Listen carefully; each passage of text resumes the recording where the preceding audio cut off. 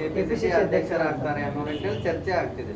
ಇಲ್ಲ ಚರ್ಚೆ ಆಗ್ತಿರ್ತಾರಲ್ಲ, ಅದೇ 6 ಕೋಟಿ ಜನಸಂಖ್ಯೆ ಇದೆ, ತಮ್ಗೆ ಬೇಕಾದಂಗೆ ಹೆಂಗೆ ಬೇಕಾದಂಗೆ ಚರ್ಚೆ ಮಾಡ್ತಾನೆ ಇರ್ತಾರೆ. ಚರ್ಚೆಗೆ ಯಾವುದೇ ಕಡಿವಾಣ ಇರಲಿಲ್ಲ. ಮುಂದಿನ ಚುನಾವಣೆ ಗಮನ ಇಟ್ಕೊಂಡು ಈಗ ನೀವು ಆದ್ರೆ ಅನುಕೂಲ ಆಗುತ್ತೆ ಅನ್ನುವಂಥ ಪಕ್ಷ. ಯಾಕೆಂದ್ರೆ ಸಿದ್ದರಾಮಯ್ಯ ನಂತರದಲ್ಲಿ ಅಹಿಂದ ನಾಯಕರಿಗೆ ತಾವು ಗುರುತಿಸಿಕೊಳ್ತಿದ್ದಾರೆ ಸರ್. ಇದರಿಂದ ನೀವೇನಾದ್ರೂ ಕೆಪಿಸಿಸಿ ಅಧ್ಯಕ್ಷರಾದ್ರೆ ಅದಿಲ್ಲ ಸರ್, ಅದು ಆ ಪಕ್ಷ ತೀರ್ಮಾನ ಮಾಡೋದು ನಾವಲ್ಲ.